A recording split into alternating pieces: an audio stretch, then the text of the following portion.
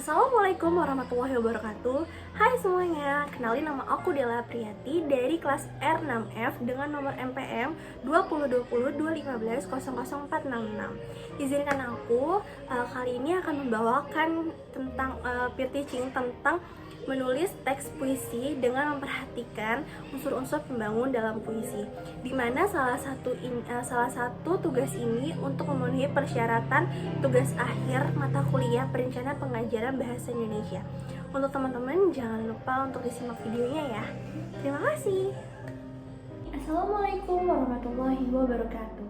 Selamat siang anak-anak semuanya. Hari ini kita akan membahas tentang mengenai puisi ya. Sebelumnya itu kalian semua di sini udah semangat belum? Semangat ya. Dan di sini ibu mau absen dulu buat teman-teman semuanya. Apakah hadir semuanya? Kita mulai dari Sopainun, hadir. Afra, Dodi, Komeng, hadir ya semuanya di sini ya. Baik, teman-teman semuanya, apakah ada yang masih ingat tentang materi minggu lalu? Kita tuh udah bahas apa aja. Sebelum kita masuk ke materi selanjutnya, memperdalamnya lagi apa itu puisi. Jadi teman-teman semuanya harus ada yang tahu dulu nih, puisi itu apa? Ada yang pernah bikin puisi sebelumnya? Puisinya tuh tentang apa? Sulit gak sih teman-teman ini membuat puisi? Oke. Jadi puisi itu kayak bentuk karya sastra yang menggunakan dengan kata-kata indah dan maknanya tuh banyak ya. Keindahan dari sebuah puisi itu ada majas, rima, irama yang terkandung dalam karya sastra tersebut. Jadi nih, kalian tuh kadang bisa aja lagi aku nyuruh kalian, misalkan teman-teman kita bikin puisi tentang benda di sekitar kalian. Misalkan ada buku, atau ada meja, atau ada pulpen, atau kawan kalian. Itu sebenarnya bisa banget buat kalian itu berpuisi, mengarang bebas ya dengan kata-kata indah, atau gimana ya, dia tuh maknanya terkandung oleh pemadatan segala unsur bahasa. Bahasa yang digunakan dalam puisi itu berbeda yang digunakan kesehari-hari. Puisi menggunakan bahasa yang ringkas namun maknanya sangat kaya. Kata-kata yang digunakannya adalah kata-kata konotatif yang mengandung banyak penafsiran atau pengertian. Misalkan ibu suruh kalian bikin puisi tentang pulpen. Coba, misalkan seperti ini. Pulpen. Kau memang beragam dalam bentuk. Kau memang memiliki tinta yang sangat banyak. Kadang aku suka menyukai warna-warni di setiap coretan tintamu. Misalkan seperti itu ya. Misalkan kalau enggak, aku punya tip yes, kalian bisa bikin mengeluarkan kata-kata indah, mendeskripsikan tapi dengan kata-kata yang indah tentang tip ini tuh udah menjadi suatu puisi sebenarnya. Nah, ciri-ciri puisi, kalian ada yang tahu gak sih puisi itu harusnya tuh punya ciri-ciri yang seperti apa? Ya kan? Dalam puisi juga pasti banyak unsur-unsur kekuatan bahasanya juga di situ. Terus ada irama dan bunyi. Nah, puisi berisikan ungkapan pikiran atau perasaan yang berdasarkan pengalaman bersifat imajinatif. Bahan yang dipergunakan bersifat konotatif. Puisi dibentuk dalam struktur fisik, diksi, majas, rima, dan irama. Serta struktur batin, ada tema, amanat, perasaan, nada, dan suasana. Jadi bukan sembarangan juga kalian itu dalam membacakan sebuah puisi. Sih teman-teman. Jadi kalau misalkan teman-teman ini mau membacakan sebuah karya puisi, teman-teman juga kayak harus dari hati gitu loh. Misalkan teman-teman mau bikin puisi tentang ibu, ibu itu misalkan teman-teman di situ isinya tentang pengorbanan ibu. At least teman-teman tuh juga membacakan puisi tersebut tuh dengan keyakinan, dengan kesedihan, biar kita sebagai penonton atau pendengar bisa tersampaikan apa yang teman-teman buat tentang ibu ini dalam bentuk sebuah puisi. Kalau teman-teman baca sambil mau nangis juga nggak apa-apa banget. Mau nangis, kalau misalnya puisi itu tentang sedih, tentang pengorbanan seorang ibu, itu nggak apa-apa banget. Teman-teman mengekspresikannya totalitas. Terus itu sebuah yang masuk dalam perasaan ya. perasaan, nada atau suasana puisi.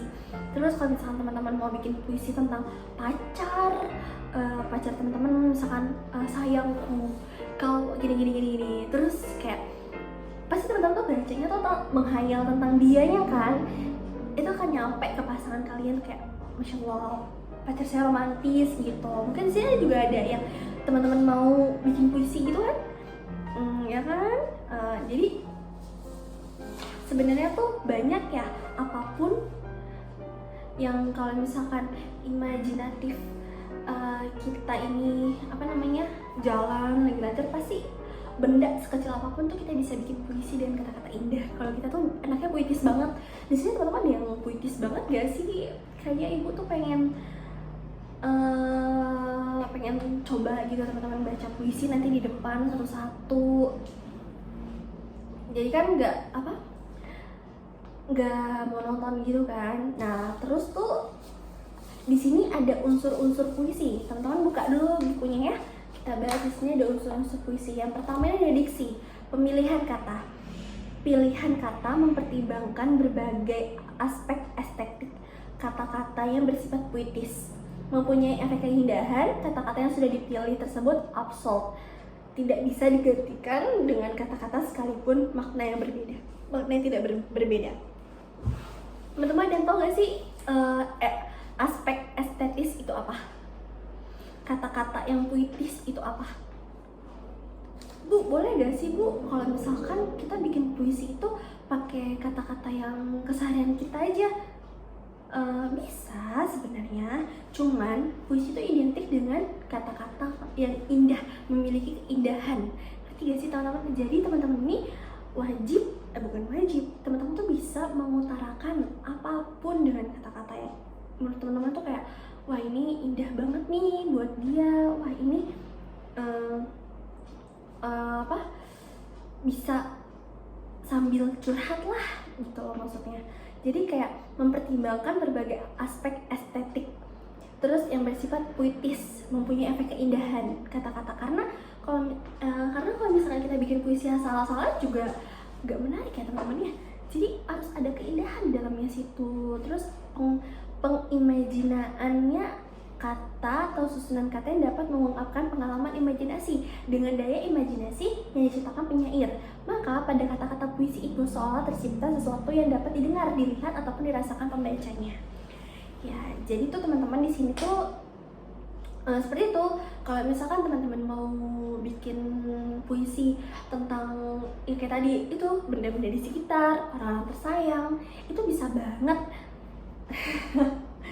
bisa banget kalian tuh kayak mengungkapkan itu pakai hati, nulisnya itu pakai hati, tentang kesedihan atau kesenangan atau apa, imajinasi kaliannya itu apa. Misalkan kalian mau sama ini, kalian mengandai-andai kalau misalkan jika suatu saat nanti aku bisa bertemu denganmu gitu, itu boleh. Jadi berimajinasi yang baik untuk depannya itu bisa diutarakan lewat sebuah puisi, karya aja kan. Kalau misalkan puisi kalian bagus, kalian menyampaikannya juga bagus, itu kan bisa buat jadi pameran puisi, atau kalian bisa terkenal karena bikin puisi yang bagus dan apik. Karena terus dengan pemilihan kata-kata, konon katanya itu yang imajinatif kayak tadi estetik, itu tambah keren banget kalau misalkan itu kalian dapat banget. Terus di sini ada juga dengan kata konkret untuk membagikan daya bayang pembaca. Maka kata-kata harus dipengkonkret. Jika penyair mahir mengkonkret kata-kata, maka pembaca seolah melihat, mendengar, dan merasa dan dilukiskan oleh penyair.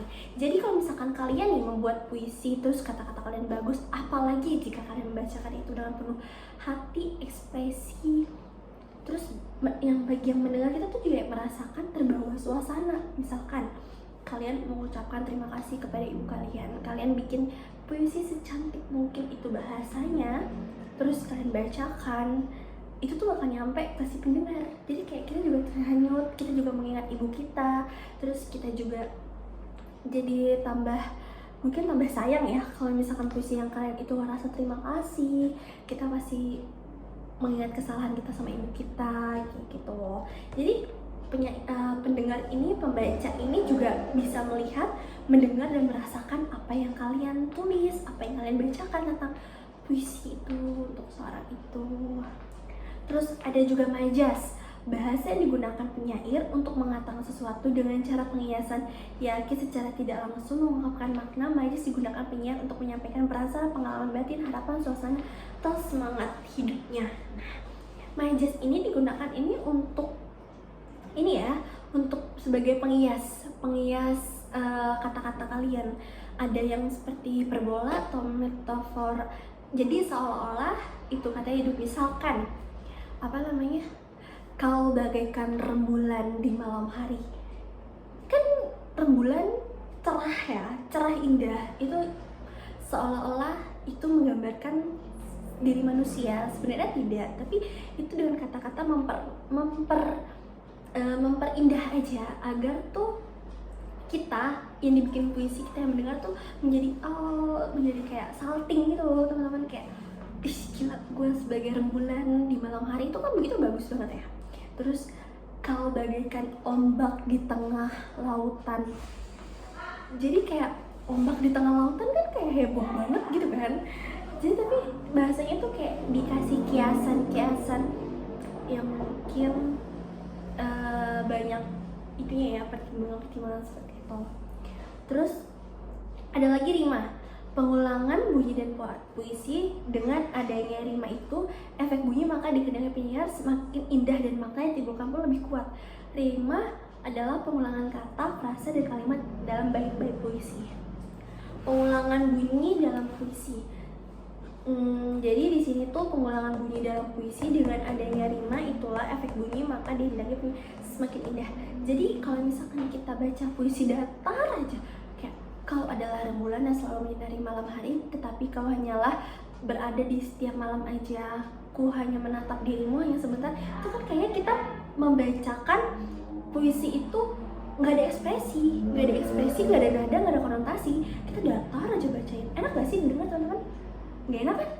Iya, makanya kalau misalkan kita mau membacakan juga puisi, kita bikin dari hati. Nah, kita harus menyampaikannya juga lewat hati, lewat irama, sehingga ya kayak tadi lagi, semua penonton, audiens bisa mendengar, merasakan apa yang kita bacakan tentang puisi tersebut.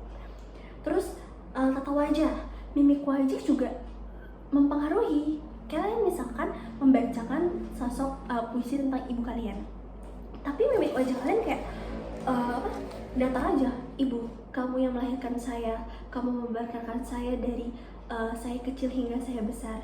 Engkau selalu mengajarkan saya apa arti kesabaran. Itu kan flat banget ya. Kita juga malas dong, maksudnya kita malas kayak apaan sih, nggak ngena gitu, nggak ngena. Jadi kalau misalnya kita membacakan puisi kayak bilang ibu, itu tuh harus pakai ekspresi kayak kau yang melahirkanku, kau yang mendidik dan membesarkanku sehingga aku bisa menjadi seperti sekarang. Ibu. Nah, jadi ada nada, ada mimik wajah, ada ekspresi, ada di situ bunyinya. Jadi this is teman-teman audiens tuh kayak tersentuh, kayak wah iya nih, kayak sedih gitu loh kalau misalnya kalian membaca puisi dengan sedih. Bisa juga ada unsur batin ya. Dalam puisi juga tuh sebenarnya kita nggak asal-asalan juga bikin puisi, pasti kita nentuin temanya juga dong. Walaupun misalkan temanya itu random ya, kan misalkan temanya pulpen atau temanya tip X, itu judulnya. Tema itu bisa kayak aku mau bikin puisi tentang pulpen, tapi apa ya tema pulpen ini? Oh iya, misalkan dia serbaguna, dia mampu menolong saya ketika saya ulangan. Karena tanpa ada ini saya tidak bisa mengisi soal-soal ulangan. Nah, itu harus ada temanya dan amanat ya. Tersirat karena keseluruhan penggambaran suasana batin tema tersirat dalam keseluruhan isi. Nah, kalau amanat ini yang disampaikan penyair, pesan tersebut dihindarkan dalam mengungkapkan dan jadi kita nggak bisa asal baca puisi aja. Kita juga di dalam puisi itu harus ada yang namanya amanat yang terkandung dalam struktur puisi tersebut. Terus ada perasaan kita, ya kayak tadi lagi, kalau misalnya kita membaca itu harus penuh dengan perasaan, karena perasaan ini tuh mewakilkan ekspresi si penulis ini. Berupa kerinduan, itu bisa kerinduan ya kepada alam atau pada Tuhan juga bisa ya, banyak sebenarnya. Nah, dan juga tadi udah kita bahas juga ya, jadi kalau misalkan mau baca puisinya harus ada nada dan suasananya tuh harus dapet gitu loh, jadi nggak sembarangan aja baca puisi sebenarnya, ya kan? Terus selanjutnya ini kita unsur intrinsik dalam puisi, tema makna. Tema puisi ibarat pokok pikiran dalam suatu karangan. Tema puisi meliputi seluruh isi puisi. Beberapa tema puisi ialah kejujuran, kesabaran, atau ketabahan. Makna puisi dapat ditemukan dalam setiap baris atau beberapa baris dan bahkan pada setiap bait puisi. Makna puisi dapat ditemukan dengan cara menelusuri makna atau kata kelompok dan makna baris puisi atau beberapa baris puisi yang menunjukkan suatu kesatuan puisi. Ya, kayak tadi tema puisi harus punya tema. Kalau nggak ada tema pasti nggak terstruktur, ya kan? Kata-kata imajinatif dalam puisi memunculkan kesan dan penginderaan perasaan dan pemikiran. Itu juga ya, imajinasi ada 5, bisa penglihatan, pendengaran, penciuman, rasa, peraba. Kesimpulannya, unsur fisik, unsur batin, suasana puisi majas, dan perasaan puisi dan amanat puisi. Jadi kalian kalau mau bikin puisi itu bisa sih, walaupun nggak usah ditulis. Kalian lagi chatan sama pasangan kalian, misalkan kalian kalau begitu cantik, kalau begitu itu bisa, karena ya udah, puisi itu kayak lu puitis banget sih ya, apalagi kalian kalau jago-jago bikin puisi tuh pasti incaran cewek-cewek lah. Kalau yang cowok-cowok jago bikin puisi ya mungkin ya. Nah, ini tuh materinya udah nyampe sini nih. Mungkin teman-teman ada yang mau nanyain atau ibu mau kasih PR tentang membuat puisi kali ya. Oke. Jadi untuk hari ini cukup sekian. Nanti tugasnya ibu akan tulis ya. Semoga kalian ini sehat selalu dan tetap semangat. Tadi kan udah di absen juga ya. Baik, boleh dipimpin dulu doanya. Berdoa dimulai. Udah selesai. Terima kasih semuanya atas waktunya. Mohon maaf ya kalau ibu ada kesalahan dalam memberikan materi atau kekurangan, karena manusia tidak luput dari kesalahan dan kebenaran hanya milik Allah Subhanahu wa Ta'ala. Cukup sekian yang dapat ibu sampaikan tentang materi puisi ini. Semoga masuk ke pikiran kalian, ke hati kalian, dan bisa diterapkan untuk yang baik-baik. Wabillahi taufiq wal hidayah. Wassalamualaikum warahmatullahi wabarakatuh. Ibu boleh izin dulu ya.